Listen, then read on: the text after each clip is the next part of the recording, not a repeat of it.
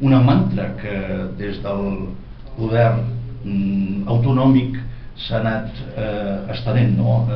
en plena connivència amb els interessos de Red Eléctrica Espanyola i d'Endesa, en el sentit de dir que és que Catalunya i les comarques de Girona necessiten urgentment aquesta instal·lació. Penso que s'ha dit falsament, no ens garantirà el subministrament elèctric, i d'això s'encarreguen les pròpies xarxes tercermundistes de distribució de baixa i mitjana tensió que tenim, que per cert en les properes setmanes us donarem la primícia de que des de Solidaritat es portarà endavant una campanya de denúncia de les instal·lacions urbanes elèctriques d'Endesa, que considerem que són un insult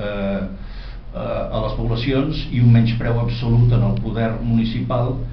perquè aquestes xarxes de baixa i mitjana tensió urbanes estan en unes condicions pèssimes.